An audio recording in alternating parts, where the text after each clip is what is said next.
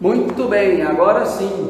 Bom final de tarde a todos, muito boa noite a todos. Estamos então começando a live aqui, direto da bela cidade de Vila Velha, aqui no edifício do Coletivo das Artes, essa escola de música que tem produzido tanta coisa importante, quanta música boa aqui na cidade de Vila Velha, por que não dizer em outros estados também, como já tem acontecido com apresentações deles até no Rio de Janeiro. E aí nós temos como convidado aqui hoje, do Coletivo das Artes, né, o músico, o professor Saulo Moura. Saulo Moura, ele está lá nos Estados Unidos, no estado do Kentucky, na cidade de Campbellsville, e ele já mora nos Estados Unidos há muito tempo, né, foi para lá estudar e desenvolveu uma série de projetos lá, estudou talvez mais do que ele mesmo imaginou que pudesse estudar, e se transformou num excelente professor, agora doutor inclusive, e num excelente músico. E é com ele que nós vamos fazer então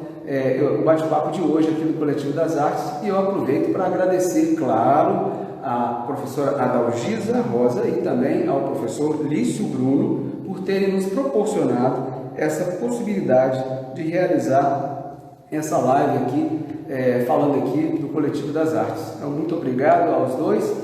E vamos então começar a nossa live com o Saulo Moura, e ele também tem um convidado especial que ele mesmo vai apresentar daqui a pouco, ok? Bom, eu vejo que algumas pessoas obviamente já entraram, já estão aí, e eu queria então agradecer a presença de todos. Vejo que a parte da família do Saulo também já está aqui, porque eu conheço alguns e estou reconhecendo pelo nome. Muito obrigado pela presença de vocês, né, que certamente estão bem longe daqui e estão podendo também participar com a gente. Muitíssimo obrigado. Bom, se vocês quiserem, aos poucos, tiverem alguma curiosidade, alguma pergunta, nada impede que vocês a coloquem aqui. Não vai dar, obviamente, para responder a todo mundo ao mesmo tempo, mas eu posso ir passando aos poucos, né, as perguntas que vocês fizerem, ou a curiosidade que vocês queiram colocar a respeito da carreira do Saulo, ou mandar a pergunta para ele mesmo. Eu vou comandando aqui, a gente vai tentando levar para frente aqui o nosso diálogo, o nosso bate-papo aqui, para tornar isso também mais dinâmico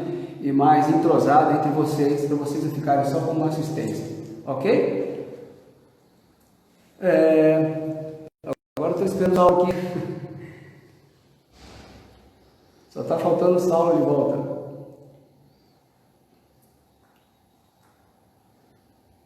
Deixa eu entrar em contato com ele aqui.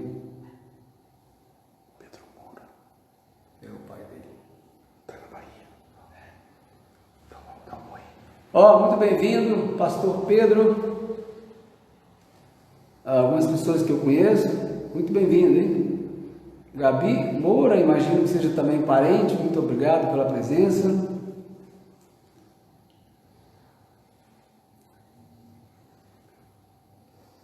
É isso aí, volta Saulo.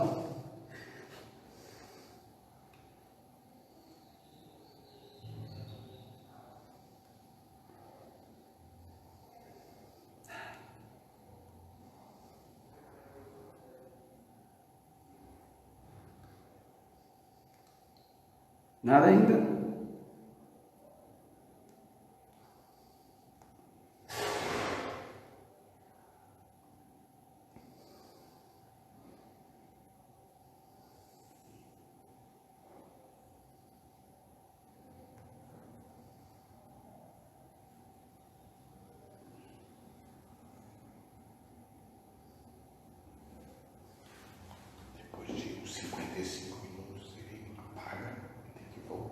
Tá, você me informa então.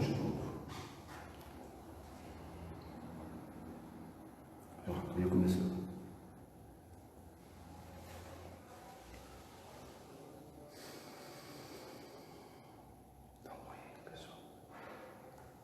Olá aos demais que entraram depois. Boa tarde a vocês. Estamos só aguardando aqui o Saulo voltar aqui para a gente começar a live com ele. César Fonseca, ceramista. Tá pedindo.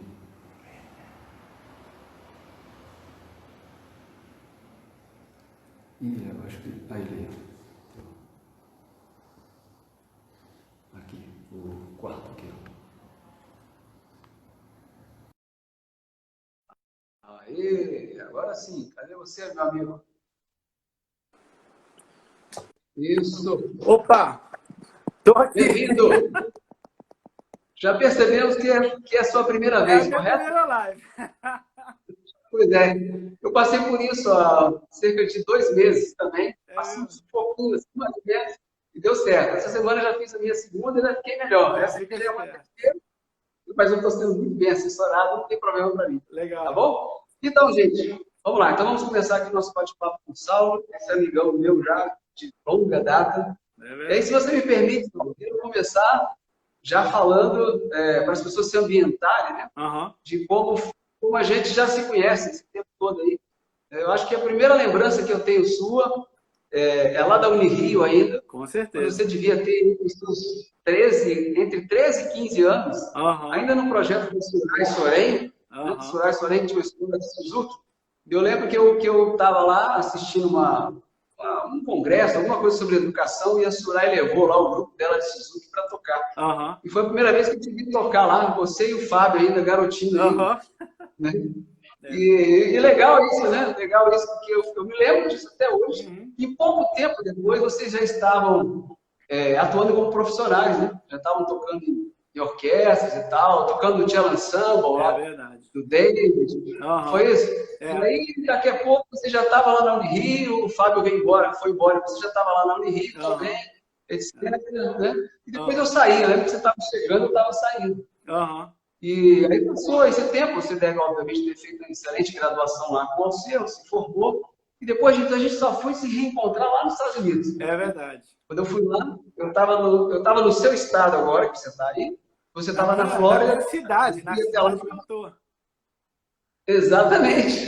Aí desci até a Flórida para te encontrar, né? Verdade. Para participar de um evento lá com seu pai e tal. Aham. E foi super legal, né? A gente tocou lá com você e tal. E depois você retribuiu a visita, né? Você subiu até o Kentucky. Aí Aham. também ficou na minha casa, tocou lá com a gente e tal. E, poxa, muito legal isso. E aí, Aham. eu estou falando isso tudo, porque eu acho legal a gente, primeiro, reviver esses momentos que a gente teve juntos, né? Verdade. Embora em tempos diferentes, mas foi legal ver a sua trajetória toda, desde Aham. garoto. E aí você foi para lá fazer seu mestrado em violoncelo, acho que em Miami, se não me engano, Exato. né? E depois você, não foi isso? Foi. Depois você foi para o Kentucky e fez mais 2 mestrados e agora acabou o doutorado. Falei certo? Sério, quando eu cheguei aqui no Kentucky, eu fiz mais um Uhum. mestrado, o mestrado de jazz. Jazz. Exato. Aí, e agora estou finalizando o meu doutorado, com fé em Deus, aqui em outubro. Mas é isso mesmo. Eu acho que quando eu e Fábio começamos cello, nós tínhamos 13 anos. Aí com 15 13 anos, mas um animava o outro, a gente estudava junto, tocava duo, tal. Com 15 anos, 16, eu acho, a gente entrou pro Cello Ensemble. E aquilo foi meio Isso. que um batismo de fogo, entendeu? Jogaram a gente lá no meio daqueles xerices que a gente ia para a orquestra, a gente ia para os concertos e via eles tocando, de repente a gente estava sentado fazendo música com eles, né? E aquilo ali foi uma universidade, eu vou te contar, porque aquela galera ali daquele grupo, o Márcio, o David, o Hugo, eles meio que apadrinharam a gente. E a gente que era meio moleque, assim, começou a viajar, fazer turnê para Inglaterra, para Portugal, passar um mês.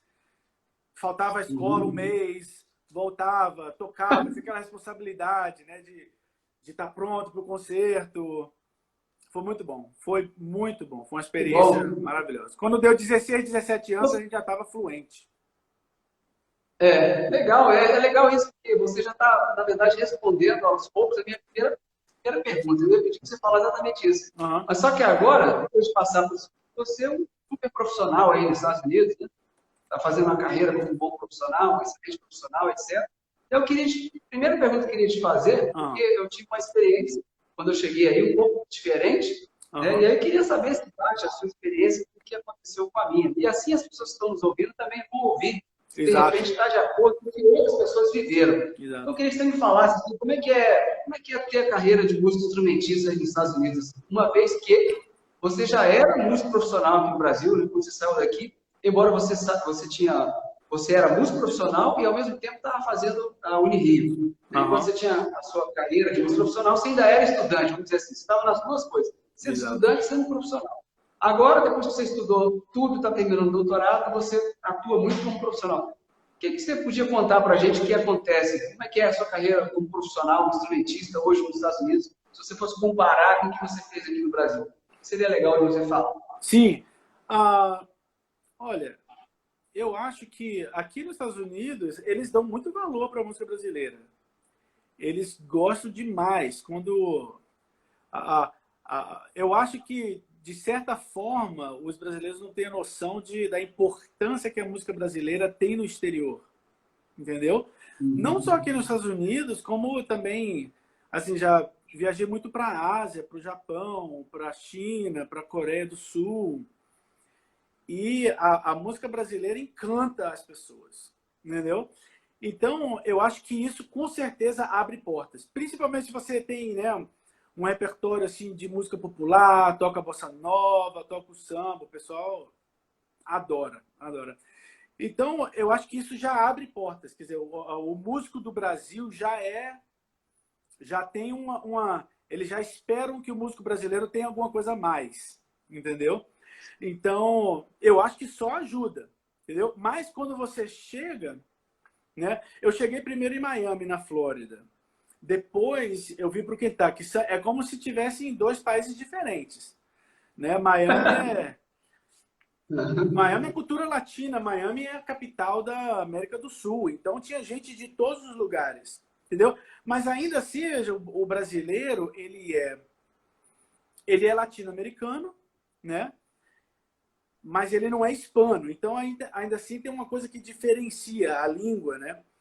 Então, abriu muitas portas no Kentucky, mais ainda. E eu acho que, assim, o americano, vou ser muito honesto com você, Sani, o americano, ele, quando você mostra valor, ele te dá o valor que você tem. Entendeu? Se você vem para cá e você mostra dedicação, você mostra que você quer fazer a coisa bem feita, que você mostra que você tem seriedade. Com toda a sinceridade, ele dá o valor que você tem. Não importa, entendeu? Eu sei que está muito em discussão isso, essa questão de raça e tal, racismo, mas a experiência que eu tive aqui foi essa. Então, eu sempre tive portas abertas aqui, né, para trabalhar tanto na área de performance quanto na área acadêmica. Quer dizer, depois que eu terminei o mestrado, né, eu comecei a dar aula em universidades e eu acho que é bem parecido com o que aconteceu no Brasil, só que, lógico, né, tem a diferença de como que a arte é feita no Brasil e como que a arte é feita nos Estados Unidos, né? O Brasil tem muita, quer dizer, a questão da parceria com o Estado, né? As orquestras, por exemplo, as orquestras aqui são totalmente independentes, entendeu? Então você tem que correr um pouco mais atrás das coisas. Mas se você corre e você mostra, entendeu? O seu valor, você mostra que você faz as coisas com profissionalismo, sempre tem todas as portas abertas. Pelo menos a minha experiência aqui tem sido essa. Isso aí. Então, na verdade, o segredo é se dedicar. Não interessa você estar, você tem que se dedicar e mostrar valor, mostrar a sua qualidade. Vamos dizer assim, né? Vou dizer uma coisa que eu esqueci. Tem uma coisa que o brasileiro, às vezes, tem fama de chegar atrasado nos locais. Isso é uma coisa que você não pode fazer, entendeu? Porque já tem já tem aquela coisa assim, ela é brasileiro, entendeu? Já tá, os órfãos. Então, você tem que realmente ter essa coisa com pontualidade só de você chegar antes, você chegar na hora, abre muitas portas. Com certeza. As pessoas que acompanham a sua carreira, como eu, certamente a gente também viu uma transição, né? Ouvimos o processo que você teve. Exato. Porque até onde a gente sabe, quando você chegou nos Estados Unidos, você chegou para estudar violoncelo lá em Miami e você foi fazer música erudita. É verdade. Agora no Brasil, você já vinha fazendo música popular, tocando com Tchalão Samba, gravou com grandes nomes da MPB e tal. Assim, você chegou lá para estudar música clássica, música erudita, na universidade e tal, etc. Mas eu lembro uma vez que a gente estava tendo um bate-papo na sua casa, lá perto de Miami, lá, e você falou assim, rapaz, eu tenho um sonho, eu não sei se eu vou realizar. Mas meu sonho era um dia para outro estado, acho que era Indiana, eles pretendem um dia ir para Indiana, estudar com um cara lá que toca cello jazz lá e tal, e eu queria muito tocar jazz, cello, etc. Nunca esqueci que você falou isso para mim naquele dia. Na hora eu achei meio estranho, porque eu já conhecia o seu trabalho, né? Eu lembro que uma vez eu estive no curso de Curitiba, era a oficina de Curitiba, né? E você foi bastante corajoso, que você mandou uma carta, você contou até para mim, mandou uma carta para o maestro, que é o maestro do curso. Uma carta se colocando à disposição para ser o solista da orquestra, lá, a oficina de E aí o cara não pensou duas vezes, gostou pra caramba do seu conteúdo, da carta, talvez já te conhecesse, claro, e aceitou. Eu estava lá na primeira fila, eu te vi tocar lá muito bem. Variações rococó, Exatamente. Né? Você não lembra disso, né? E aí, depois, então, você chegou nos Estados Unidos com esse perfil, né? Para tocar isso. Mas quando eu estive na sua casa, você disse isso para mim, não, eu quero ir para Indiana, estudar jazz e tal. Eu falei, pô, mas ele está fazendo mestrado, irmão. E aí, depois, todo mundo tem acompanhado, vendo que cada vez mais você está tocando música brasileira, está tocando jazz direto, chama um colega aqui, outro, um amigo aqui, outro, bora o saxofone, bora o contrabaixo, etc. Eu queria que você falasse um pouquinho para a gente como é que foi essa, entre aspas, transição. Claro que eu sei que você não parou com a música clássica de jeito nenhum, até porque você é professor. Exato. Como é que foi essa transição, vamos dizer assim? Como é que você passou por isso? Foi tranquilo para você passar por isso assim? E hoje está encarando com tanta naturalidade o jazz, tão bem. Exato. Foi relativamente tranquilo, Sani. E engraçado que depois que eu fiz a transição, eu vim perceber que o quanto que as duas músicas, a popular e a erudita, têm em comum, né? E como que eu, como violoncelista clássico, já pensava como violoncelista popular. Depois eu fui perceber que eu aprendia muito as coisas de ouvido, entendeu? Eu percebi que eu tocava as coisas como se eu estivesse improvisando. O concerto de Dvorak, o rococó. Por exemplo, se alguém cantasse uma melodia, eu tocava a melodia, entendeu? E eu percebia que eu tinha essa facilidade, que muitas vezes eu não via em outros colegas. Então, hoje, olhando para trás, eu vejo. Teve também uma coisa que foi assim, meio que uma crise que eu tive. Foi no ano de 2001. E eu acabei encontrando com o violoncelista. O violoncelista de Indiana é o David Baker. Eu acabei encontrando com ele, fiz aula com ele. Ele gostou muito de mim, mas não fui aluno oficial dele, mas tive contato com ele. Ele, infelizmente, morreu há uns 3 anos atrás, mas ele fez, assim, na área da pedagogia do jazz, ele é um dos maiores aqui nos Estados Unidos. Mas veja o que aconteceu. Em 2001, eu fiz uma competição lá na Florida International University. Eles tinham uma competição que era assim, uma vez por ano, todos os alunos do departamento de música competiam para tocar com uma orquestra. Entendeu? Certo. E aí, se você ganhasse a competição, você tocava com orquestra. E depois eles fazem todo ano, quem ganhou tem uma placa lá com os vencedores, desde a década de 70, 80. Aí você olha lá no ano de 2003, tem o meu nome lá. Eu acabei ganhando a competição. Mas eu estudei tanto o concerto Mi menor de Elgar. Estudei tanto aquele concerto. E quando chegou no dia, foi uma coisa tão interessante que o concerto tem o quê? 33, 34 minutos. Não é tão longo quanto o de Dvorak, né? O Si menor. E aí eu fiquei assim, caramba, eu dediquei 1 ano da minha vida para esse concerto. E agora tudo acabou em 35 minutos. Eu fiquei... Foi uma experiência ótima, mas por incrível que pareça, aquilo me deu uma crise, entendeu? Aí eu reativei esse sonho. Lá em Miami, teve uma outra experiência também. Um violinista... Eu tocava casamento com ele. Ele era uruguaio. chamava Frederico Britos. Aí eu tocava normal, casamento com ele. Lá em Miami tem muito casamento de gente muito rica, muito sim, em Miami Beach. Há muito judeu que tem assim, faz umas festas assim, que é impressionante o quanto de dinheiro que esses caras gastam no casamento. Aí eu toquei com ele, eu lembro que depois que a gente tocou, nós estávamos voltando, tinha uma banda de jazz tocando, uma big band mesmo, tipo assim, 4 trombones, 5 saxofones, 4 trompetes, a cozinha, né, baixo, bateria, piano e tal. Tinha uma tenda dessa banda tocando. Quando um dos músicos dessa tenda viu o Frederico passando, saiu correndo e falou, maestro, maestro. Eu, por que esse cara está chamando o Frederico de maestro? O Frederico já era um senhor. Ele ainda vive, ainda toca. E ele falou assim, maestro, por favor, toca uma música com a gente. Aí eu tipo assim, o Frederico era um violinista clássico, tinha um som bonito, tinha um som relativamente pequeno, mas assim, não era nada assim, nossa, como esse cara toca bem, sabe? Eu sei que eles chamaram ele, eu lembro até hoje, ele tocou, foi mais ou menos nessa época da competição. Ele tocou a música I've Got Rhythm, do Gershwin, exatamente.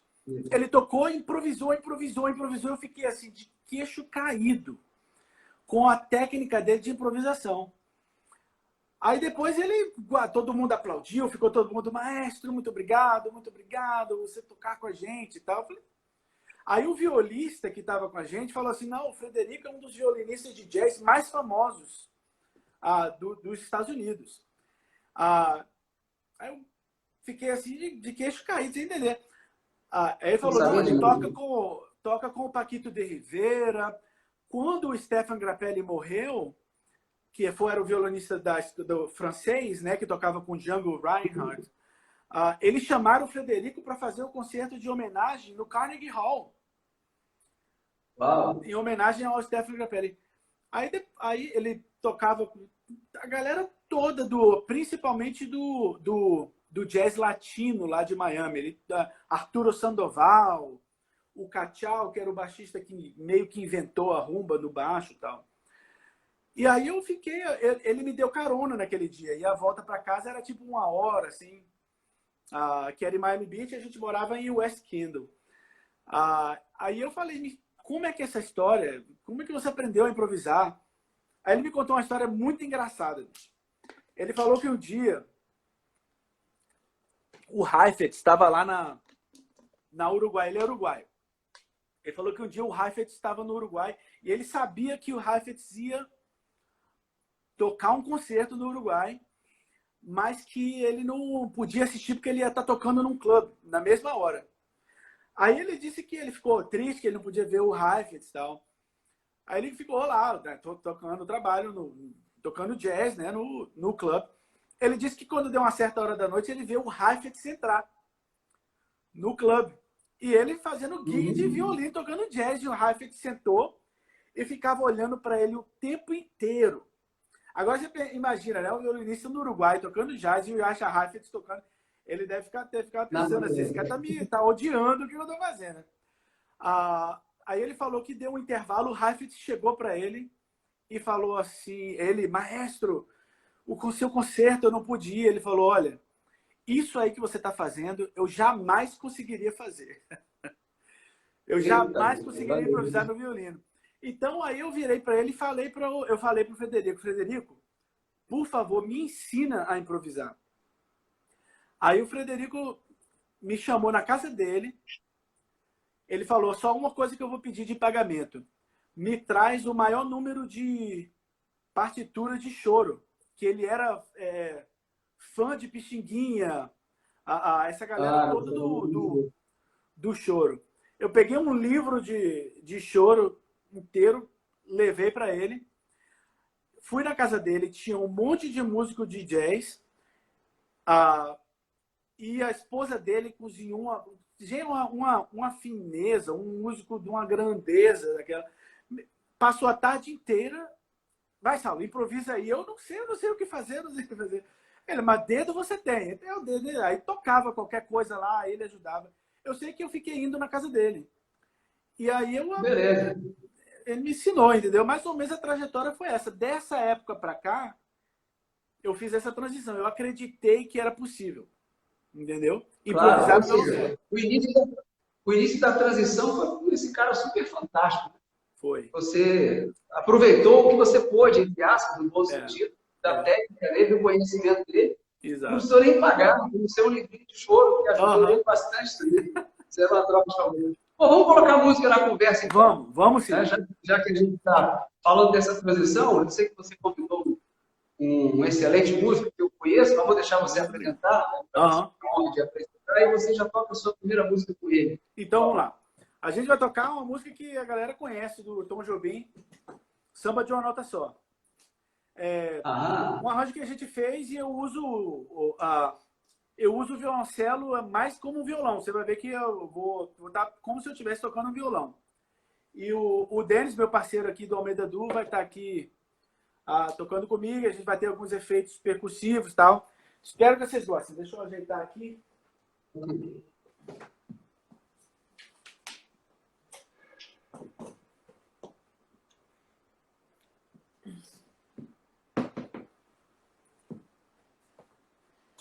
Estamos aqui no palco da casa do Denis. Aqui Denis Santos, grande flautista, saxofonista, clarinetista, professor aqui da universidade também, de Campbellsville. Dá para ver, hein? Ok. Legal. Tá?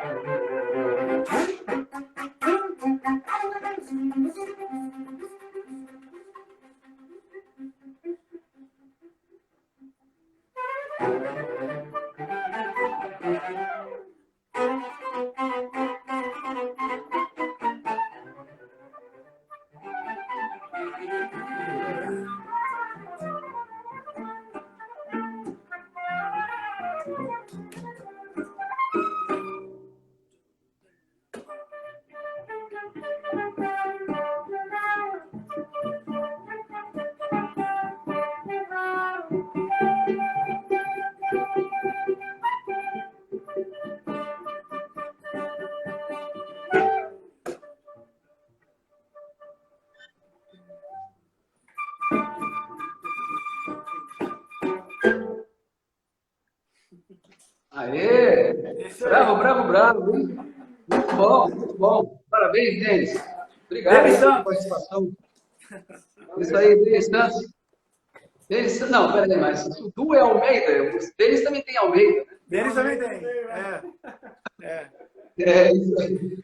Eu Muito sou, bem. eu O sou Denis, na Saulo verdade, Moura de Almeida, ele é Denis Almeida Santos. isso aí. Então, vou lembrar você um pouquinho aqui para falar do Denis. O Denis é um cara incrível, né? Eu vejo às vezes ele tocando violão, tocando clarinete, tocando muitos instrumentos. Aquele cara multi, está sempre tocando muita coisa. Então, bicho, essa quarentena é Mas boa por imagina causa que o disso. forte deles seja a falta dos velhos. Essa Muito bem. Então, pessoal, Falta você. vou sair um pouco desse campo seu, de vocês aí de música agora. Vou falar um pouco da questão acadêmica.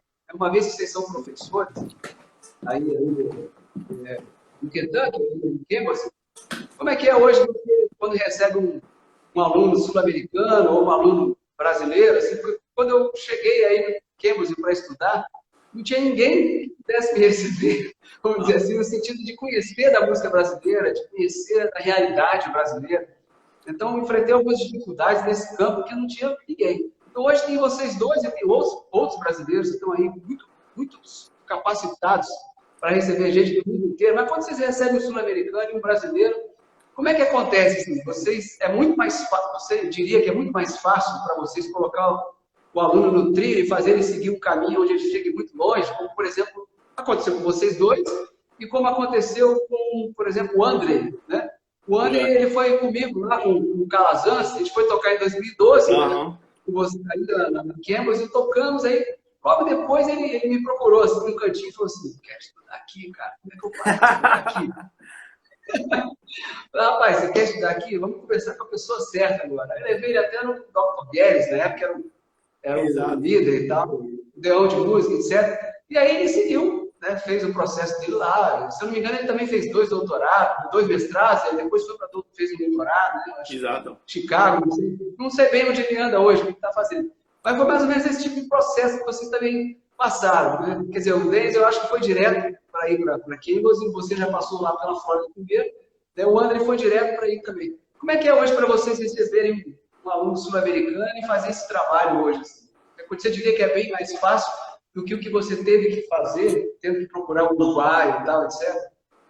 Fala um pouquinho sobre isso para gente, o campo acadêmico. Então, Sami, eu acho que você tendo pessoas que já passaram pela experiência, né? Já passaram pelo processo e podem te encaminhar, é bem mais fácil. Eu sempre digo assim que se eu tivesse de escolher de novo que universidade eu começaria meus estudos nos Estados Unidos, eu escolheria Cambridge de novo. Porque é uma universidade pequena, acolhedora e querendo ou não, quando você vai para universidades maiores, como eu tive a experiência de ir para o meu doutorado, você acaba se tornando um número, assim, sabe? As pessoas não têm aquele cuidado, aquele engajamento que você tem na universidade menor. Até a questão do inglês também, porque a gente pensa, assim, eu estudei inglês minha vida toda no Brasil.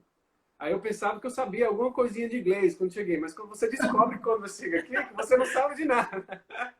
É verdade. Ainda mais na região central aí, né? Tem a questão do accent, que pega muita gente. Isso. Do sotaque. Do sotaque. Eu brinco dizendo que eu só acredito que a pessoa sabe falar inglês se ele conseguir falar com um fazendeiro aqui, amigo nosso do Kentucky, entendeu? Faz sentido. Porque o sotaque é bem pesado, é bem... Enfim, mas assim, eu acredito que realmente é mais fácil quando você tem pessoas que possam te auxiliar, te trazer, dizer, vai por aqui, não vai por aqui, faz isso, não faz aquilo. É bem mais aconchegante e acolhedor, né? Do que você vir entrar na universidade maior, onde você, como eu disse, é mais um número. Se sente sozinho muitas vezes, né? Quem recorrer e tal. Aí quando já tem essa tradição entre aspas, tradição de receber brasileiros há muito tempo e tal, realmente fica, entre aspas, mais fácil, fica melhor para o estudante. Né? Muitas vezes a gente aqui orienta assim também. Um aluno, eu quero estudar, não sabe e tal. A gente sempre fala da nossa experiência aí no Kentucky, que já passou por aí, fica mais fácil a gente indicar. Ajuda você chegar... Ajuda demais você chegar e ter um suporte de pessoas, porque é muito fácil assim no primeiro ano você entrar na crise, né? Você chega nos Estados Unidos, é uma cultura diferente, é uma língua diferente, é um sistema diferente. Então, quando você tem a oportunidade de pelo menos por parte do dia falar o português e conversar com alguém que te entenda, com alguém que pode te, né? Como o Denis falou, ajudar você no processo, entendeu? De se adaptar aqui eu acho que é uma ajuda que faz diferença. entendeu? E Legal. as cidades pequenas nos Estados Unidos tendem a ser mais acolhedoras, entendeu? Se Exato. você vai para Nova York, por exemplo, é muito fácil de você se sentir deslocado, entendeu? É. Já no interior do Kentucky, o interior dos Estados Unidos, dessa região que eles chamam de Southern, né? O Sul, é conhecido pela hospitalidade. Então, eu acho que tem muitas vantagens. E vieram vários brasileiros aqui e todo mundo teve uma boa experiência e conseguiu. Quando saiu para um doutorado ou para um outro mestrado, saiu já falando inglês bem, conhecendo a cultura, sabendo até o próprio vocabulário acadêmico de universidade, sabendo quais são os procedimentos de escrever, de fazer uma pesquisa, esse tipo de coisa. Eu acho que é um Com lugar muito bom certeza. para chegar nos Estados Unidos, quem usou. Outra pergunta que eu queria que vocês falassem um pouquinho, porque o brasileiro a gente tem a tendência de considerar o brasileiro um cara sempre multitarefas, né? Aquele cara que se adapta bem, fazendo muita coisa, assim. E eu vejo que vocês abraçaram isso perfeitamente ali. Então, vocês estão tocando clássico na orquestra, estão tocando jazz, estão dando aula, estão fazendo de tudo um pouco, viaja pela universidade, uma hora está aqui, outra hora está ali e tal, faz milhões de coisas. E aí, como é que é, assim, hoje em dia, o americano estranha ainda vocês um pouco, como ser multitarefas e fazendo tão bem. E quando um cara vê o Davis tocando 4 instrumentos, como é que ele pensa? Ele é capaz de fazer. Então, a coisa de Ou você... será que tem alguém que vê vocês assim como, poxa, esse cara é pedante, o cara quer fazer tudo aqui na universidade, dá aula de understanding music, toca jazz, o baixo, toca violoncelo no clássico e tal. Como é que é esse negócio? O que eu falo, por que eu estou perguntando isso? Muitas vezes eu tenho amigos músicos aqui que falam assim, pô, rapaz, eu queria muito trabalhar em outro lugar. Nos Estados Unidos, por exemplo, seria legal eu trabalhar lá, de dar aula lá e fazer alguma coisa, se eu tivesse uma chance e tal. E aí eu sempre fico pensando nesse sentido, né? Quando a pessoa está presa a uma coisa só, nem sempre é tão fácil assim ela conseguir essas facilidades. E como é que tem sido isso para vocês aí? Então, pela minha experiência, a gente está numa situação bem única na nossa universidade que a gente ensina, em Cambridge. Porque é uma universidade que, assim, de médio porte, não é uma universidade tão grande. Então, você acaba meio que fazendo muitas coisas ao mesmo tempo. Assim, não é uma questão do ofício mesmo, né? Quando eles te contratam, eles não como se você fosse para uma universidade maior, que no caso você fosse ensinar, sei lá, flauta, clarinete, saxofone, seria um instrumento só. Eu passaria o dia todo ensinando só um instrumento. Aqui, como a universidade é menor, você tem que se adaptar, ensinar outros cursos, você poder... E a gente, assim, querendo ou não, desde a época do Brasil, eu já gostava muito de tocar outros instrumentos, sempre fui muito apaixonado por cordas, pelo sopro, sabe? Isso meio que caiu meio que uma luva para mim, trabalhar na universidade desse porte, que me proporcionou essa experiência de poder ensinar outros instrumentos também. Então, assim, para mim, eu acredito, Sani, que hoje em dia, para um músico, ele precisa ter versatilidade. Ele precisa ser o cara que ele tenha, claro, a sua base de ensino, quer que seja no clássico ou no popular, mas ele precisa ser um cara versátil. Ele não pode ficar olhando para um lado só, para um genre, para um tipo de música só, porque não é como o mundo funciona mais. Você vê até a questão de orquestras, né? Muitas orquestras que passando por dificuldades financeiras, fechando, inclusive, ainda mais com essa situação agora. Então, para o músico, ele tem que ser um cara que ele tem que amar o que faz, mas ao mesmo tempo ser versátil para ele poder continuar no mercado, né? Senão ele não... Na minha experiência, essa coisa de você tocar mais de um instrumento só me ajudou. Só me ajudou. Inclusive, eu já falei com o Denis algumas vezes, o meu sonho é... Um dia eu realizo esse sonho, mas eu preciso de um pouco mais de tempo. É abrir numa universidade um curso para multi-instrumentistas. Entendeu? Qual é o seu curso? Violoncelo. Qual é o seu curso? Baixo. Qual é o seu curso? Piano. Qual é o seu curso? Multi-instrumentista. Toque um instrumento harmônico, toque um instrumento melódico, arranje, componha, faça, porque eu acho que eu me beneficiei demais. O trabalho que eu tenho, eu não teria se eu não tivesse a experiência e o documento, né? Um Uhum. mestrado em cello, um mestrado em jazz. Porque aqui tem uma agência chamada NASM, que se você não tiver, quando eles vêm para a universidade, se você tiver alguma coisa, ensinando alguma coisa que você não tem habilitação, documentação para, a universidade vai ser punida, entendeu? Então, eu acho que tem certos instrumentistas que eles vão ter na carreira deles aquela direcionamento único do instrumento. Mas tem muita gente aí que eu vejo que poderia estar tocando, trabalhando, ensinando com mais de um instrumento e não faz, porque também não tem um lugar para esse tipo de gente na academia. Mas no mercado tem. É mais ou menos o que acontece aí com uma coisa que eu vi aí só, no elementary school e no high school, no string methods, né? Você tem aquele professor de string methods, o cara que dá aula de contrabaixo, violoncelo e tal. Claro De que tudo. assim, não há aquela exigência, de tudo. Não há aquela exigência top de uma universidade, mas ele está dando para garoto. Mas, Sunny, eu fui num congresso esse ano e fui na palestra de um professor de cordas de Nova York.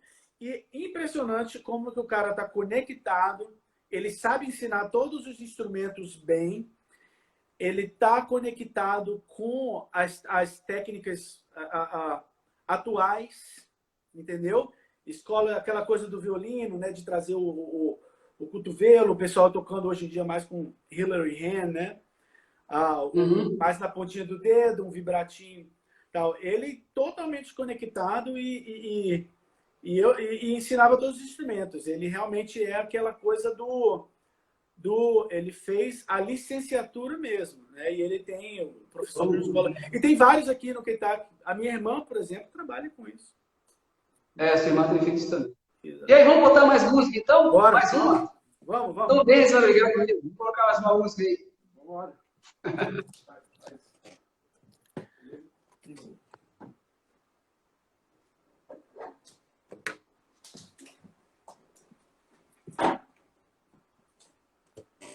Essa aqui é brasileira também, do grande mestre Vila Lobos.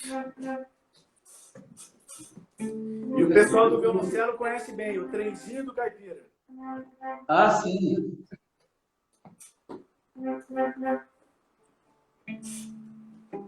Pois é.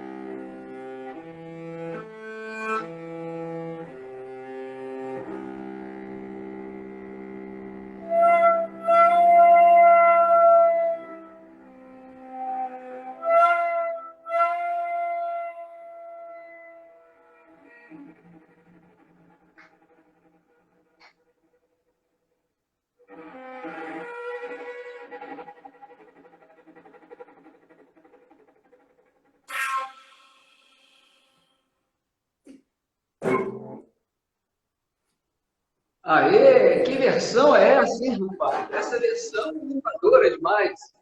Muito bem, bravíssimo. Vou aproveitar então que você tiver essa versão tão pessoal, vamos dizer assim, a marca de vocês, e falar um pouquinho sobre arranjo, sobre composição, né? Então, eu sei que os dois fazem muito arranjo, eu não conheço o lado do compositor dos dois, mas eu conheço os dois como arranjadores. Né? E aí você diria que, obviamente, essa sua parte prática, ou essa sua parte que você disse, que ao estar em Miami, quando estudava música clássica, já a cabeça já funcionava como um músico popular, vamos dizer assim, ou como um músico de jazz, e aí então você já pensava como improvisador, etc. E mais depois do conhecimento, tudo isso, então você diria que é o que fez de você hoje, ou de vocês, um cara com a cabeça aberta para poder avançar no que diz respeito aos arranjos, né? E avançar no sentido de você sair fora dos padrões, vamos dizer assim. Sair fora dos padrões que são esperados, já conhecidos, né? E fazer essas versões tão pessoais, sem medo de ser feliz, vamos dizer assim. Como que a gente ouviu que agora do Felipe Caipira, né? E aí, vamos ver se vocês estão, como é que é essa relação aí com os arranjos, vocês dois? Eu acho que arranjo e compor é a mesma coisa. A única diferença é que arranjo, quer dizer, quando você é realmente arranjador, né? Não é aquele pessoal que pega a parte do piano e distribui para os instrumentos e tal, não. O arranjador mesmo, que pega e cria, pega a melodia, o material melódico de um outro compositor e dá uma roupagem toda nova, né? Eu acho que é uma das disciplinas que mais faz o músico melhorar, entendeu? Eu sempre falo para os meus alunos, pensa que a música é como um muro, entendeu? E do lado de cima do muro está a música. Do lado de cá do muro está o que toca, né? O performer, né? Ele chega e ele encontra a música aqui. O compositor vem desse lado aqui. E eles se encontram aqui em cima do muro. Se qualquer músico que tem condição de entender o processo de composição, como que o compositor pensa, porque tem compositores de vários estilos, mas todos eles estão pensando de uma forma similar, né? Eles querem que a música tenha variedade, mas também que a música tenha unidade, né? Por isso que elementos você repete, você desenvolve, você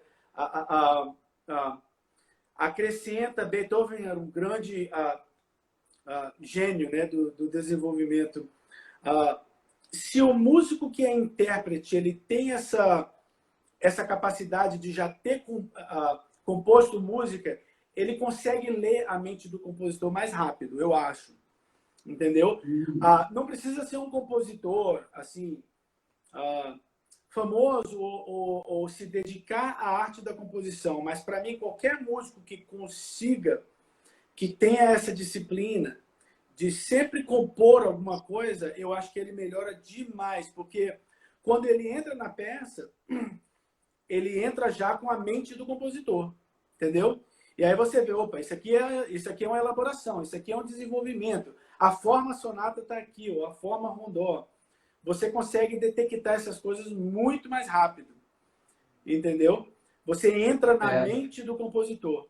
Eu acho que isso faz de você um músico muito melhor. Entendeu? E aí, Denis? Então, eu concordo plenamente. Inclusive, para a gente, a nossa situação é bem única também, porque são dois instrumentos melódicos. Né? São dois instrumentos que têm a característica de serem melódicos. Então, o grande desafio da gente era incluir os outros aspectos musicais, ritmo, harmonia, e fazer com que a música se tornasse, de certa forma, completa e única com esses dois instrumentos. Então, a questão do arranjo, né? De você ser capaz de extrair esses elementos musicais desses dois instrumentos é muito importante para o músico. E até assim, querendo ou não, você até falou que a gente assim, faz o nosso único arranjo único e sem medo de ser feliz. Né? A gente não tinha, quando a gente escreve e faz esses arranjos, a gente tem necessidade de meio que explorar as fronteiras do instrumento. Tanto que a questão do próprio, eu falo pelo Saulo, a questão dos acordes que ele faz no cello, né?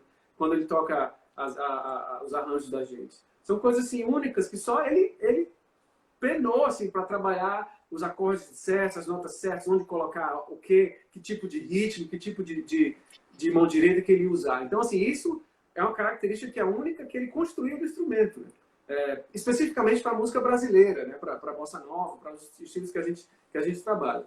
E na minha situação eu tentar fazer com que o instrumento que completamente melódico se tornasse, de certa forma, de acompanhamento também, para que ele pudesse também brilhar aí um pouco com as melodias deles e tudo. Então, eu não sei se é difícil para vocês ouvirem isso, mas no trenzinho, por exemplo, eu estou com um pedal de oitava.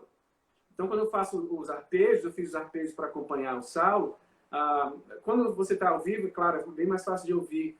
Mas eu estava precisando de ouvir aquela oitava, da oitava do baixo, de acompanhamento. Falei, rapaz, eu vou ter que usar alguma coisa que me proporcione isso. E aí foi que surgiu a questão do pedal de oitava. E funcionou. Funcionou pra gente. A gente meio que foi assim, a gente formou esse duo em 2012. Cara, tem 2012 anos. 2012. É interessante que a gente começou assim, são dois instrumentos melódicos, né? O que a gente faz? Eu tinha acabado de sair do mestrado de jazz, eu estava no pique porque eu tinha feito muita coisa de só contraponto, sem piano, entendeu? E eu falei, não, o negócio vai funcionar. E quando a gente fez o primeiro recital, eu achei que foi assim, foi um aprendizado para a gente viu o que estava funcionando, o que não estava funcionando. Depois a gente fez um outro recital no outro ano, foi bem legal. Depois a gente botou um baterista para tocar com a gente. E aí a gente mandou uma fita para um produtor na Coreia do Sul. E o produtor falou, podem vir que eu vou produzir vocês aqui. Ele produziu a gente por o quê? 3 anos. E aí a gente chegou lá e eles arrumaram um monte de concertos.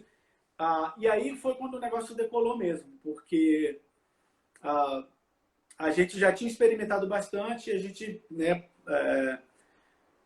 foi numa situação real de concerto de performance mesmo.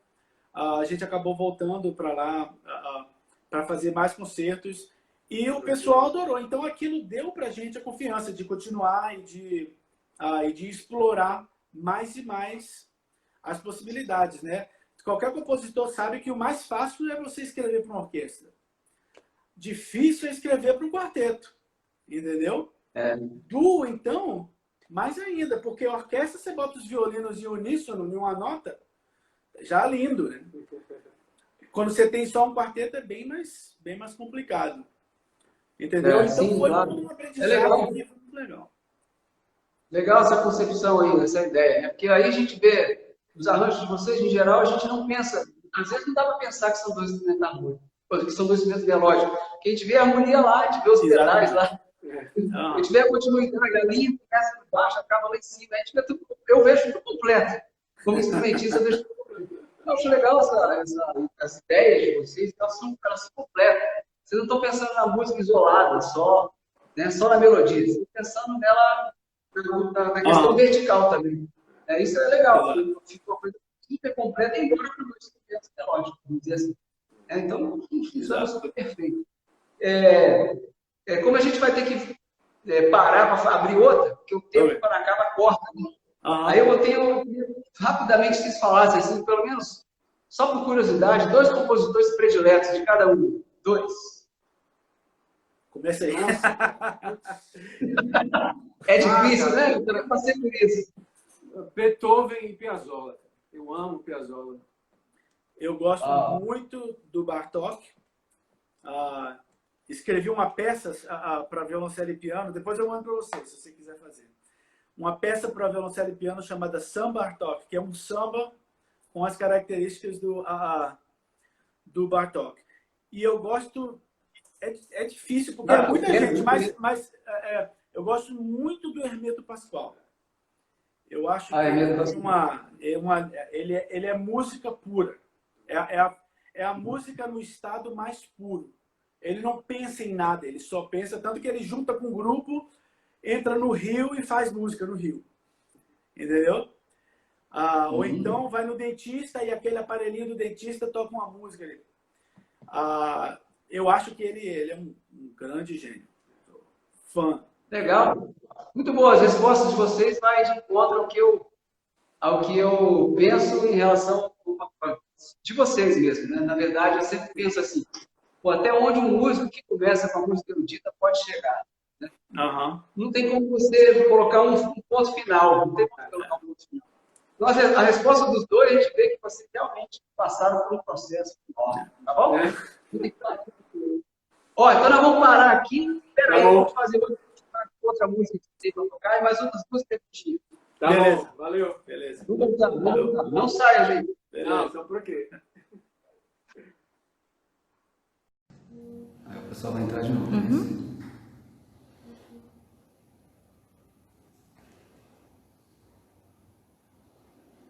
O pessoal já vai começar a entrar.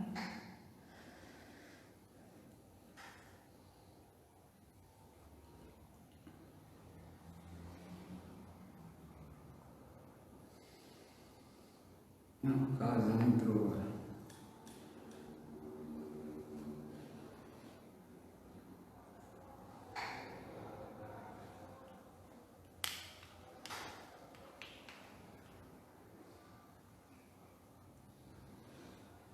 Bem-vindo, professor Calazans.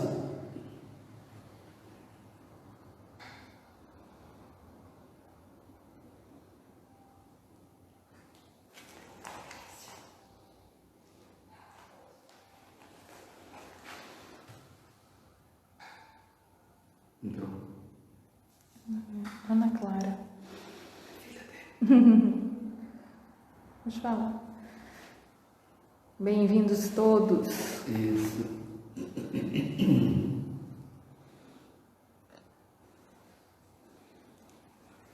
Boa tarde, bem-vindo a você que está entrando agora aqui na segunda parte da live. Nós estamos recomeçando, então vamos para a segunda parte.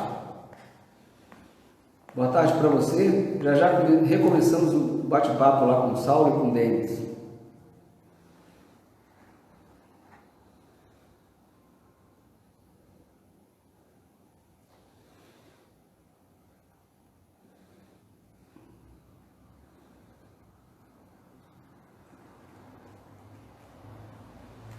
Mensagem para ele.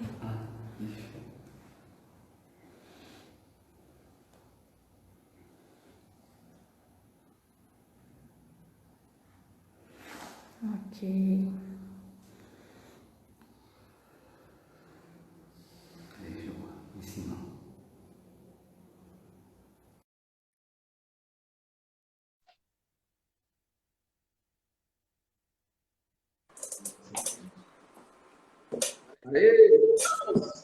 Estamos aqui. Estamos aqui de novo.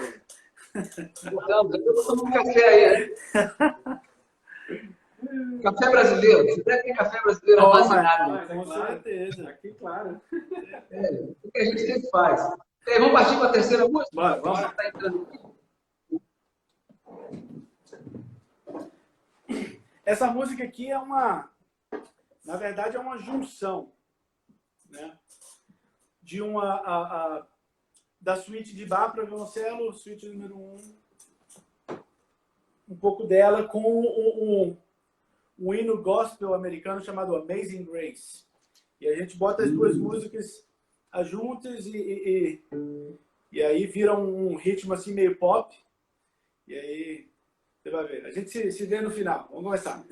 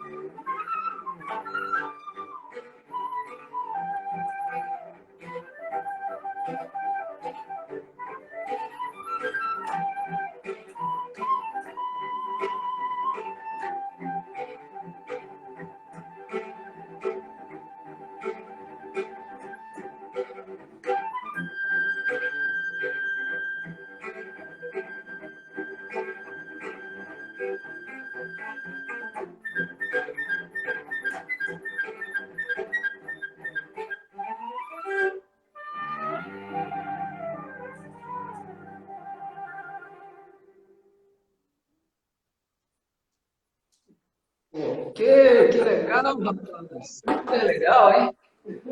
Ó, sabe o que eu mais gostei? Ah, Na minha opinião, tinha várias músicas aí misturadas. O que eu mais gostei não foi do violoncelo. O que eu mais gostei foi sonata de bar para flauta, um pedacinho incluído lá. Porque é a sonata que eu lembro da minha esposa estudando. Eu lembro dela estudando essas coisas. Teve umas aulas com a Dr. MacArthur, aí depois minha professora lá de Louisville, daí o Abel lá. Eu lembro dela estudando aí mesmo no Kentucky, no Cambridge, tocando a sonata de bar. O que eu mais gostei. Brincadeira. Parabéns, cara. Parabéns, muito lindo. Lindo. Tem que ter muita ousadia para mexer na música de bar, né? Tem que mexer na música, vamos dizer. Você mexer na música do Amazing Grace, na música do nosso tempo, a gente ainda fica meio assim, confortável. Mas quando você vai mexer em bar, aí você tem que ter ousadia. Aí que eu falei, aí que eu disse, vocês como Almeida Duo, é legal ver vocês não tendo medo de ser feliz. Por isso que eu estou feliz. Afinal de contas, já atravessamos tantos séculos, né? Já até chegar aqui, já estamos no século XXI, já passamos por tanta coisa, tem tanta gente escrevendo tanta coisa nova, passando, entre aspas, por cima de tanta coisa, dando o seu personal style, cada composição sua. Por que não ser assim com arranjo também? Por que não ser assim com arranjo? E aí, talvez, entre o Hermeto Pascoal, né? pois é. Certa vez, não sou eu aqui o que estou fazendo a live, né, mas rapidinho, é interessante. Certa vez eu estava tocando numa orquestra, o Hermeto Pascoal era o solista. E ele se levantou e disse assim, o músico brasileiro é o músico mais criativo que tem no mundo. Aí todo mundo ficou assim, né, esperando. Ele disse assim, quer ver? Eu vou provar isso. Vou pedir a você, o nosso primeiro violoncelo, que toca qualquer música, para eu acompanhar aqui. E aí, rapaz, eu tremi, mas eu tremi muito. Ele me ama assim, qualquer música. Ele não combinou isso E aí, hoje com você? Pois só eu, o Gel mandou eu tocar sozinho, ele ia me acompanhar qualquer música. Eu não tinha que falar para ele qual era a música. Como ele disse que o músico brasileiro é muito criativo, então eu pensei o seguinte, escolhi o tom do o modo mixolídio, comecei a inventar uma melodia mixolídio. E ele foi atrás de mim. A mesma experiência que se passou sem saber improvisar, mas eu sabia como é que era uma escala mixolídio. Então, fui tocando, inventando a melodia do mixolídio, e ele foi junto comigo até o final. Eu gostei tanto que eu já estava querendo ficar mais 15, 20 minutos sem parar. Foi uma experiência que eu nunca esqueci, mas eu também nunca esqueci a frase dele. O músico brasileiro é o músico mais criativo que tem. Tá aí a prova. Quando vê o Almeida exatamente a criatividade, tá aí, tá perfeito. Eu compartilho dessa opinião. Eu acho que o Brasil ele teve uma junção única, né, da música que veio de Portugal, que é muito linda, o fado, né, aqueles cantos influenciados, né, pelos árabes e pela cultura local, a música que veio com os ritmos da África, né? E eu acho que o brasileiro sempre teve um ouvido muito refinado para a harmonia. Muito, né? Eu não conheço, assim, pelo menos em música popular, porque o jazz, ele é muito assim, a essência do jazz é a improvisação, né? A essência da música brasileira não é a improvisação, a essência da música brasileira é a harmonização. Então, o músico brasileiro ele tem uma concepção harmônica quando você pega esses caras assim, como o Gismonti, né, o Hermeto Pascoal, Gilson Peranzetta. É uma coisa diferente, que eu não vejo em música nenhuma do mundo. E outra coisa, a música brasileira dialoga com a poesia como nenhuma outra música dialoga com a poesia. A letra também é muito importante. Então, eu acho que é rico demais. Eu concordo com o Hermeto Pascoal. Eu acho que o músico brasileiro é o mais criativo. Quando ele é brasileiro. Quando ele começa a imitar a música internacional, ele já fica... Já vai um pouco para o outro lado. Eu tenho uma pergunta até muito interessante para fazer para vocês. Quando vocês tocam jazz, puro jazz norte-americano e tal, como é que vocês conseguem tocar, e se vocês estão com a proposta de tocar realmente o jazz americano, vocês ficam preocupados em não deixar que essa peculiaridade do brasileiro, que diz respeito à improvisação diferenciada, diz respeito à criatividade diferenciada, vocês ficam preocupados na hora de não deixar que isso invada, vamos dizer assim, a interpretação de vocês, ou vocês não estão nem aí? Estão tocando jazz, um tema do John Coltrane ou Duke Ellington, alguma coisa assim, e não se preocupa com isso. Se tiver que tocar com o brasileiro, toca com o brasileiro. Como é que funciona isso na cabeça de vocês? Assim, eu acho, eu não sei, o jazz ele tem uma linguagem tão única que quando você toca jazz, você é meio que você vestisse uma camisa do gênero, né? E você assim tentasse, assim, pela minha concepção, tentasse interpretar, tentasse seguir uma certa lógica do gênero em si. Né? Mas é difícil isso, cara, porque você como a música, quando você expressa a música, você expressa a sua identidade. Você abre a sua alma. Você como músico, quando você toca, eu acho que os grandes músicos que eu vi tocar eram músicos que abriam a alma deles para as pessoas. Né? Sem medo de ser feliz. Sem medo de ser feliz. Então, assim, se você for se preocupar muito em seguir o estilo, e seguir o gênero, claro, é importante que você tenha um embasamento. Você não pode tocar um bar com swing. Você não pode entender. Assim, existem questões de interpretação que são questões básicas. Mas, ao mesmo tempo, você como instrumento, é a questão da maturidade do instrumentista também, do músico também. Né? De entender, dentro daquele conceito, o que é que ele pode adicionar àquela música, seguindo os princípios do gênero em si, mas dando o seu toque único no gênero. Eu acredito que isso só seja de benefício para quem está ouvindo. De você ouvir a característica do instrumento através da música do instrumentista, através da música que ele está tocando. E parte da proposta mesmo, da essência do jazz, é uma música individualista, né? É uma música que a ideia é, tipo assim, se você está copiando muito uma pessoa, o pessoal tipo assim, se eu começo a improvisar muito igual o Charlie Parker, o pessoal já começa a falar, não, você tem que ter um pouco mais de você aí, né? Tá muito... Entendeu? Existe essa pressão. Eu acho que isso é uma coisa muito legal do jazz, esse negócio de ser você mesmo, né?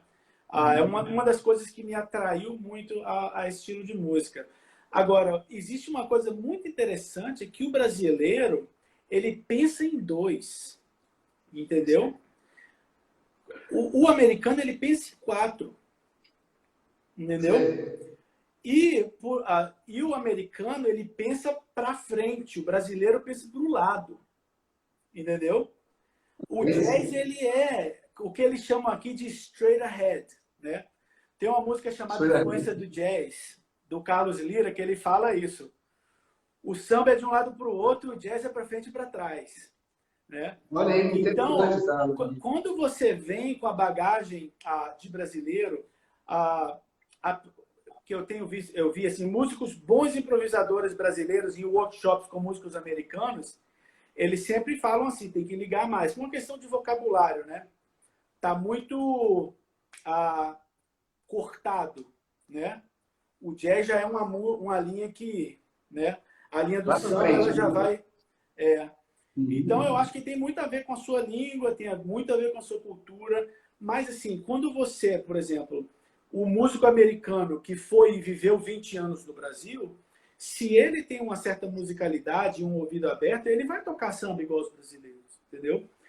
Igual no caso do músico brasileiro que está aqui há 20 anos tocando jazz com os americanos, chega uma hora que você também absorve a linguagem e você sabe diferenciar. Mas sempre tem que ter uma pitadinha assim do que você é, de você na coisa, entendeu? Claro. E aí, pensando mais ou menos por esse caminho, agora eu vou falar um pouco da questão da melódica, da linha melódica do instrumento. Tanto o cello quanto a flauta, a gente, se fizer uma comparação com um cantor, vamos dizer assim, né? O cello e a flauta sendo cantores, mas são cantores sem texto, né? Porque não tem texto, tocando música instrumental não tem texto. A vantagem do cantor, entre aspas, é que ele sempre tem um texto, de modo geral, ele sempre tem um texto. Então, o texto ajuda muito o caminho pelo qual ele vai seguir. E aí, como é que é para vocês, sendo instrumentistas? Um exemplo clássico, por exemplo, se eu vou tocar Schumann, as fantasias de Schumann, ou outra peça de Schumann, eu me lembro muito de um Lied, ou alguma coisa assim, que me faz ter mais ou menos aquela linha de trabalho na minha cabeça, de seguir o Lied. Aí eu vou escutar um cantor ou cantores cantando Lieds, para eu saber como que eu vou interpretar aquele Schumann que eu vou tocar, etc. E aí, como é que é para vocês que o tempo inteiro estão trabalhando, pensando também harmonicamente o tempo inteiro? Vocês conseguem dividir isso bem? Assim, quando é harmonicamente, não, aqui é essa ideia da harmonia e tal, da maneira de harmonizar com o brasileiro, etc, etc. E quando é pensando, quando é a parte muito melódica, tanto do cello quanto do teco, por exemplo, você tocou trenzinho em melodia, o Denis tocou também melodia, no Amazing Grace só o Denis tocou a melodia, eu acho, certo? Não estou enganado. Então, como é que é isso? Quando você tem a parte melódica, você pensa como cantor ou nunca tem o lado do cantor? Não, eu acho que se você quer aprender melodia, um dos melhores coisas é ouvir cantor. Eu acho. Inclusive, para os meus alunos, é uma das recomendações que eu faço para eles. Irem para o máximo de recitais de cantores.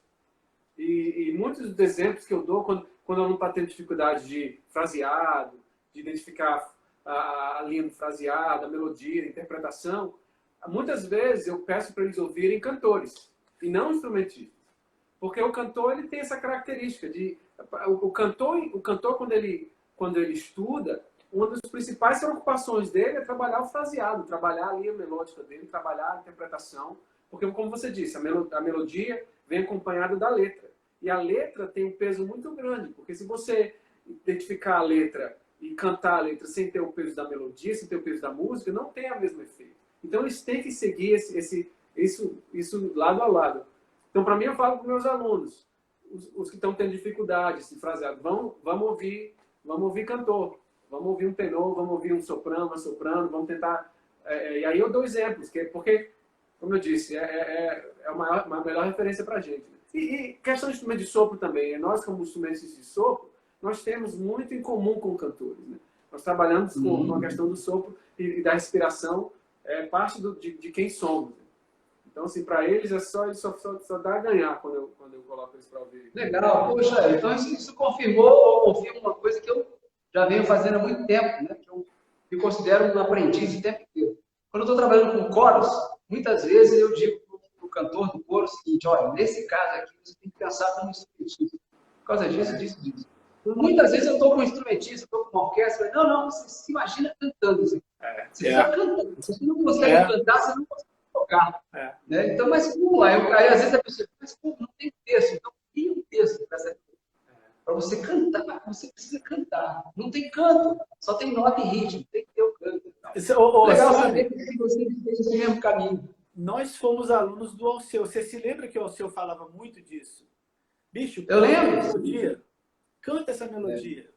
Né? Eu acho que isso, tanto a música clássica quanto o jazz vieram da música vocal. Né? Quando você vai no começo lá da Idade Média, né? Quando você pega os primórdios da música clássica, até no começo da Renascença, basicamente o que você tem é voz. Aí chega uma hora que os instrumentos começaram a imitar a voz. Até foi no Barroco que começaram né, a gente chama aqui de, eu não sei como é que chama no Brasil, mas chama Doctrine of the Affections, né? Que foi um elemento que se agregou à música na época do Barroco, que foi assim, não é só a voz que tem como passar a emoção, o instrumento também tem, né? E no caso da música americana foi justamente nas igrejas, aqueles cantos, né? Principalmente nas igrejas de negros, o blues, né? Como os instrumentos começaram a imitar aquilo ali. Então eu acho que a essência da música instrumental realmente é daí. Então eu acho que os cantores, nós temos muito a aprender com os cantores. Um Chet Baker, um João Gilberto, como cantar uma melodia, entendeu? Isso aí. Ó, deixa eu falar para o pessoal aqui. Gente, se quiser, prepare umas perguntinhas aí, que nós estamos caminhando para o final. Aí eu vou só fazer uma pergunta para eles aqui, que praticamente é a minha última no último comentário, na última pergunta. E aí, tudo bem se o pessoal fizer umas perguntinhas para você? Claro. Claro, claro, claro. Tudo bem? Eu preparo umas perguntinhas aí, que já vou pedir a vocês que façam umas perguntinhas aqui para a gente encerrar, tá bom? Eles respondem, a gente encerra. Agora, eu queria que vocês falassem, então, agora um pouquinho da questão dos sonhos. Vocês já estão aí há tanto tempo, né? Chegaram como estudantes, cresceram pra caramba, hoje trabalham na universidade, tem um projeto, vamos dizer assim, como professor, como músico instrumentista, e tem dado muito certo, tem dado muito resultado, muitos alunos se destacando, e crescendo, indo para frente e tal, etc.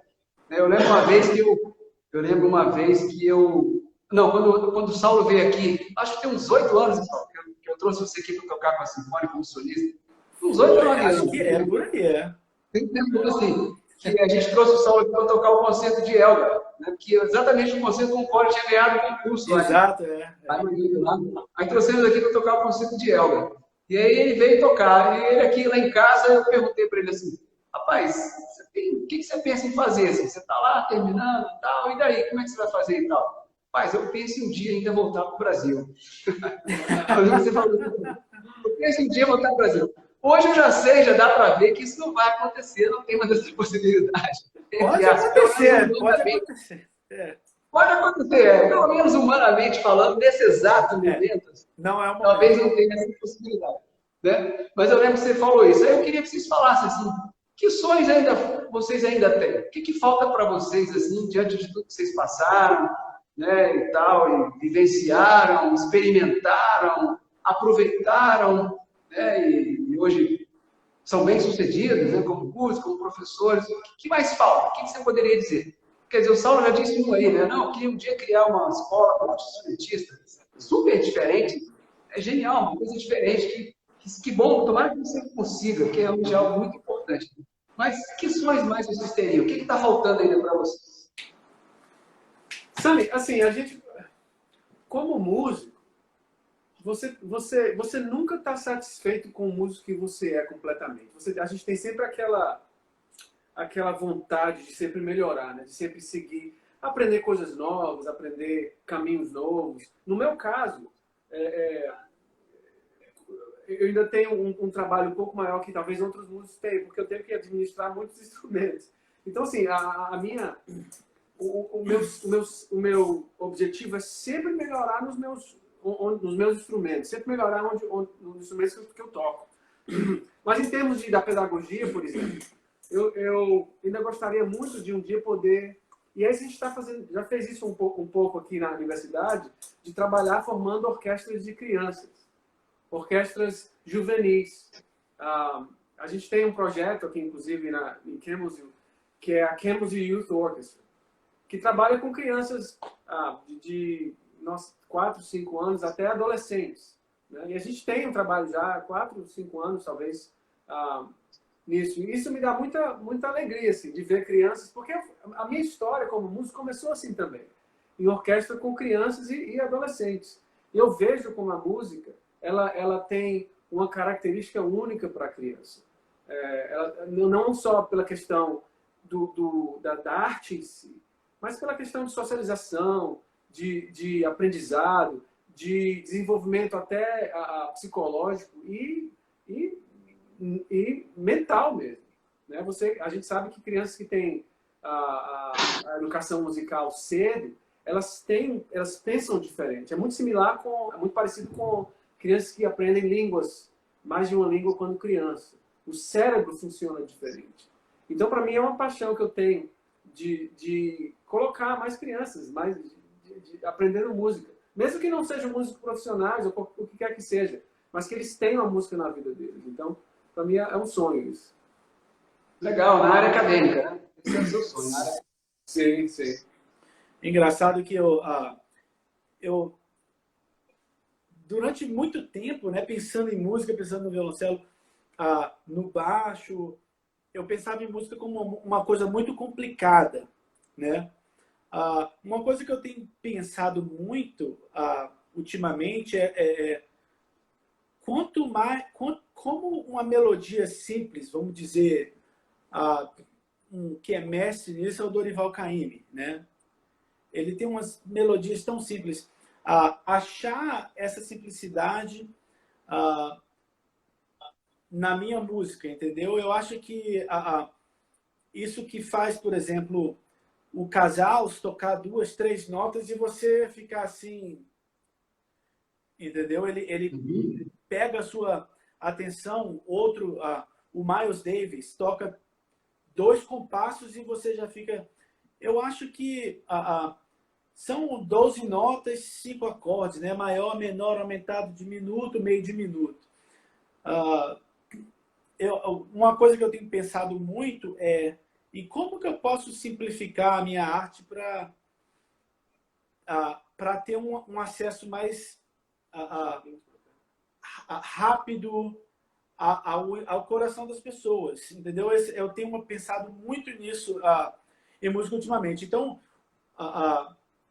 uma melodia simples de boi da cara preta, entendeu? Toca, faz aquilo bonito. A música tá ali. Engraçado que eu aprendi isso com um diretor de cinema que eu gosto muito, um russo chamado Andrei Tarkovsky. E ele estava falando isso. Eu gosto do músico que ele chega na essência. Né? Aí ele usa o exemplo de Bach. Né? Ele escreveu 6 suítes para violoncelo. É só aquela melodia ali. Ele conseguiu tirar todas as distrações para aquela coisa. Tenho pensado muito nisso. Eu gosto muito da área de interdisciplinar. Como é que é? Né? Interdisciplinaridade. Isso, é. Interdisciplinarity, aqui nos Estados Unidos. Do diálogo da música com a dança, da música com o cinema, da música com a pintura. É uma coisa que eu realmente quero fazer no futuro, com teatro, né? Eu quero muito estabelecer esse tipo de diálogo, porque eu acho que, de uma forma geral, as artes falam a mesma coisa. Né? Existe uma premissa geral que é essa de você criar uma tensão e resolver a tensão, entendeu? Quando você vê uma peça do Shakespeare ou uma sonata de Beethoven, é a mesma coisa que está acontecendo, entendeu? Ou um quadro do Picasso.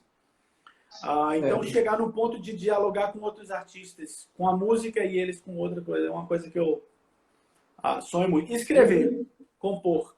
Já tem uma pergunta aqui nessa linha para você, da sua família. A pergunta você citou que o Bartók é um dos seus prediletos e tal. Onde que você colocaria nessa linha aí? Bach, Beethoven e Mahler. Uma pergunta que vem para você. Tá. Eu acho que foi o seu pai, depois você fica com ele. Olha, tá. Eu acho que Bach ele compreendeu a música de uma forma que ninguém mais compreendeu, entendeu? Eu acho que ele está acima. É quase como se Bach não fosse música, fosse alguma coisa diferente, entendeu? Eu acho que eu estava pensando outro dia, por que Bach me dá essa impressão? Eu acho que Bach ele é um arquiteto que ele sabe exatamente de uma forma muito simples e muito natural até onde a música tem que desenvolver e criar atenção, né? E até onde a música tem que relaxar essa tensão. E quando você pega, por exemplo, as suítes de Bach para violoncelo, os prelúdios, principalmente, é tão evidente que eu sinto que um músico maduro, ele não precisa de nada além das notas para entender exatamente o que ele queria. Então, eu acho que o Bach, ele tem essa coisa. Então, ele está numa esfera maior. O Bach é o único que não dá para explicar. Entendeu? Eu tenho essa impressão. O Bach é o único que todos os estilos tiram alguma coisa dele. O jazz, se você vai analisar, você vai ver acorde de sétima com a nona bemol, com a 13ª bemol. Se você vai para o contraponto, se você vai para... Cada parte é uma melodia. Então tem isso. Beethoven a música não seria o que é se não fosse... Divisor de águas, né?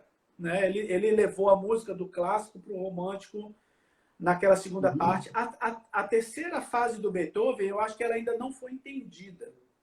Entendeu? A Grande Fuga, por exemplo, para quarteto, né? Os quartetos dele, o Opus 131, a Missa Solene, aquela música ali ainda não foi entendida. O pessoal ainda não entendeu. Entendeu? Eu acho que ainda precisa de mais um tempo para entender o que realmente aconteceu ali. Né? E o Mahler é uma coisa linda, né? A junção do que ele viveu, do medo que ele viveu, a junção da música de banda, né? A forma descritiva, como ele descreve o amanhecer na Sinfonia número 1, né?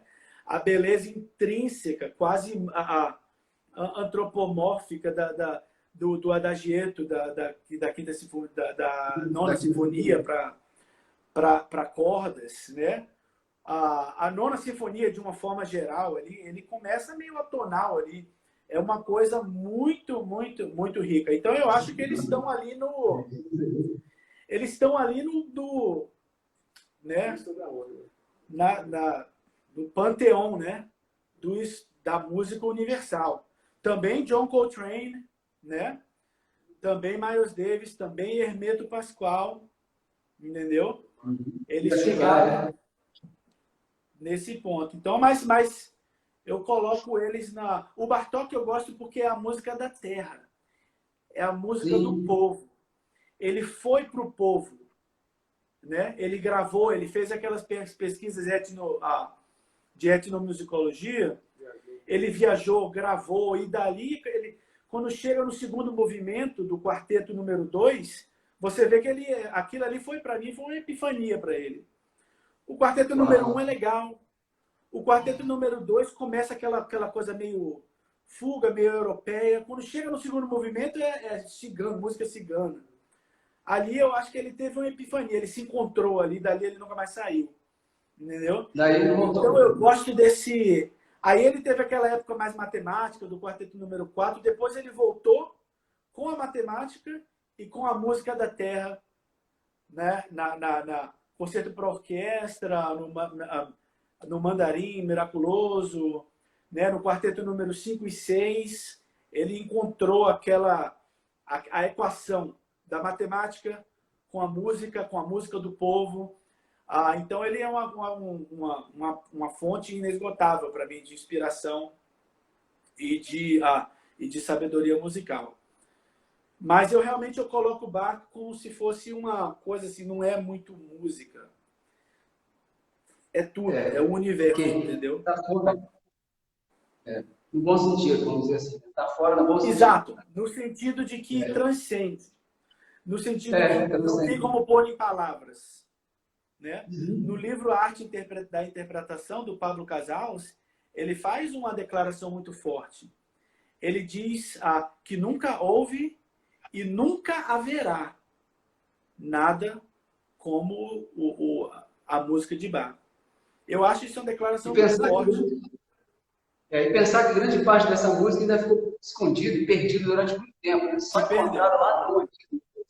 É impressionante, né? Isso aí. Deixa eu ver se tem mais pergunta aqui. Mais alguém tem alguma pergunta? Até agora estou vendo alguém perguntando ali sobre Richard Wagner. É isso, Richard Wagner, tem razão. Quer dizer, é uma citação, né? Talvez queira que vocês falem sobre Richard Wagner. Wagner é o tipo do cara que você tem que gostar da música dele, mas não leia a biografia dele. Não sabe, não quero ir muito atrás da história dele, não. É lindo, mas não leia a biografia dele. Isso aí. Intenso, né? Mas cadê a pergunta, gente? Wagner foi um cara que ele criou uma arte total, né? Ele criou aquelas óperas dele, não é só música. É música, é teatro, é cinema, é dança, é canto. Ele está mais ou menos nessa esfera assim, do músico que fez cenário, roupa, né? Endless Melody, uma melodia que nunca acaba. Ele tá mais ou menos nessa... Eu aprecio demais a música do Wagner. Denis, E aí? Não temos perguntas? Olha, eu queria agradecer a vocês, tá? Agradecer muito, muito. Fico feliz que lá atrás, algumas semanas atrás, quando eu te fiz o convite, eu, assim, na verdade, quando eu fui convidado aqui pelos professores aqui, o professor Lício e a professora Dalgisa, para fazer esse meio de campo aqui dessa escola deles aqui, né, que é o Coletivo das Artes, aqui na cidade de Vila Velha, vizinha aqui, a capital Vitória, sinal uma bela cidade. Quando a gente trouxer vocês aqui, vocês querem aqui. Com certeza. Aí nós vamos trazer vocês aqui no Coletivo das Artes, aqui em Vila Velha. Então vamos. Claro, fazer uma jam session aqui. Na hora. A gente trouxe aqui uma vez, não aqui no coletivo, não existiu coletivo ainda na época, mas trouxemos aqui em Vila Velha para tocar o Benjamin Carp, lá da UK. Claro, claro. Trouxemos ele aqui, ele tocou de boa com a gente aqui, tocou lá em Vitória e tocou aqui. Aí depois passeou com ele aqui, tirou milhares de fotos. Ficado maluco. Porra, ele ficou maluco, ele queria tirar foto de tudo. Então, era complicado. Ele atrasava a viagem, ele não deixava a gente fazer nada, só queria ficar muito E todo dia ele queria. Outro problema, todo dia ele queria ou uma churrascaria ou um lugar de comida queca. Todo dia era um outro. A professora Dalgisa está fazendo um convite. A professora Dalgisa, que é proprietária da escola, acabou de fazer um convite para vocês. Vocês tá bom? O professor Lício vai fazer um convite para vocês aqui pessoalmente. Pessoal, boa noite, meu querido. Aqui já é noite, aí deve ser final de tarde, início de noite. Exato. Um prazer ouvir você, Davi, né? David, Davi aqui, David lá. E esperamos, sinceramente, que vocês, quando venham aqui a Vitória, o Espírito Santo, vocês venham aqui tomar um café com a gente, comer uma moqueca e fazer um jam session aqui junto com o Maestro Sani, que é um fera também, fera do mixolite. Com certeza, grande violoncelista. Muito obrigado. Isso aí. Então, aí vamos tentar programar isso para frente. Quem sabe a gente não consegue fazer uma dobradinha aí. E aí vocês vêm para dar uns masterclass, tocar aqui na escola e tal, etc. E a gente faz isso. Então, quando eles me convidaram aqui, a primeira pessoa que veio na mente logo foi, hoje eu vou falar com o Saulo. Eu já tinha falado com ele para tentar vir na FAMS, aí deu errado, trocou o diretor da FAMS, aí ficou aquele negócio de não conseguir. Aí eu me lembrei, né? E aí eu agradeço aos dois aqui, porque assim que eu citei o seu nome, na mesma hora eles confiaram em mim. Maravilha. Confiaram em mim. Não, tá certo, você que sabe e tal. Eu fico feliz em você incluir o Denis na jogada. É isso aí. Parceria é isso aí. Você tem um duo, incluiu o Denis e muitíssimo contribuiu para isso. Funcionou super perfeito. Fico super feliz de vocês terem participado aqui com a gente. Eles tenham conhecido vocês e outras pessoas tenham conhecido vocês também. Né? Porque é aquela história, né? Vai mudando muito a quantidade, vai mudando muitos músicos. Então hoje a gente tem muitos músicos de outros estados que vieram para cá, por exemplo, para tocar no Sinfônico. Quando você veio aqui, a nossa orquestra ainda era pequenininha e trazia músicos de fora que chegavam aqui alguns dias antes do concerto e tocavam. Hoje a gente já tem uma quantidade enorme de músicos, 70 músicos hoje, e muitos estão vieram morar aqui. Que legal. A orquestra cresceu muito, mudou muito. Professores de outros que não eram professores da FAMS hoje também estão lá. Então a gente tem evoluído, melhorado muito. Aí acho que seria legal a presença de vocês aqui, pode contribuir muito. Quando você veio aqui, a gente não tinha ainda um curso de música popular, por exemplo, estruturado. Então hoje a gente estava começando o curso técnico de música popular. Hoje nós temos lá na FAMS, por exemplo, na outra escola que é estadual, a gente tem um curso técnico e um curso de graduação em música popular. Então, obviamente, seria assim, vocês seriam muito legal. Teriam um prato cheio de participação de vocês. E como a escola aqui, Coletivo das Artes, também está indo por esse caminho, cada vez mais crescendo, produzindo muita coisa, produzindo muito espetáculo, claro que seria legal fazer uma parceria com eles aqui, para vocês também estarem aqui. Com a gente aqui. Tá bom? Então, ó, cara, muitíssimo obrigado por atender o nosso convite, né, e ter conseguido gastar esse tempo de quase 2 horas com a gente aqui. Né, e desculpa por eu ter demorado um pouquinho para entrar, vocês ficaram lá. Foi lá. O problema foi... O problema foi nosso aqui. Foi técnico. Mas, ô, a gente que agradece demais. E essa amizade nossa de décadas, né? Foi tão bom a gente conversar, parece que a gente estava... Só faltou o café para a gente... Muito legal, a gente agradece. A gente fica muito agradecido mesmo. Não, muito bem. Fiquei muito feliz de ter sido convidado por eles e de ter convidado vocês terem realmente aceito. Tá? E o professor Lins estava falando para mim aqui que esse negócio de live é meio que uma cachaça, assim, né? A gente está gostando de fazer isso. Você começa a fazer. A primeira vez que eu fiz uma orquestra, eu não sabia nem como começar, não sabia nem apertar o botão. 15 minutos antes, eu estava botando no Google como fazer uma live, eu não sabia. 15 minutos antes de começar. Sofri. Aí já essa semana, na quarta-feira, anteontem, eu fiz outra, a segunda pela orquestra, e tal. Aí já foi bem melhor, já sabia outra coisa. Usei o pianista, funcionou sozinho, melhorou. E hoje, aqui que eu não estou tocando, foi mais confortável, eu só estou ouvindo vocês tocando. Foi super legal de conversar. É legal estar nessa posição aqui de espectador, eu adorei. Talvez a gente marque mais vezes e tal. Mas, cara, seria muito legal trazer vocês falarem um pouco mais da questão da improvisação dos músicos nossos aqui, como começar esse trabalho e tal. Tentar bolar uma possibilidade de fazer isso. Entendeu? E super agradecer vocês terem participado. Nós ficamos muito felizes com a participação de vocês e acho que acrescentou muito para todos nós aqui que participamos, que assistimos, acrescentou muito e estreitou também. Estreitou um pouco mais a gente. Estreitou um pouco mais aqui. Maravilha. Com vocês. Com certeza. Tá bom? Com certeza. Super obrigado, super abraço, cara. Até uma próxima vez aí. Tá ok? Valeu. Bye, bye. Tchau, gente. Valeu. Um abraço. Tchau. Sexta-feira que vem tem mais, tá? Toda sexta-feira, 5 da tarde, tem mais aqui nessa escola. Show de bola. Quem vem sexta-feira que vem é o professor Inácio de Novo, super cantor. Acho que você deve se lembrar dele.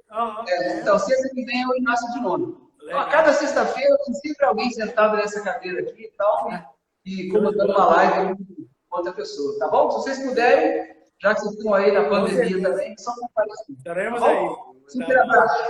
Tchau. Até a próxima vez. Obrigado. Tá aqui.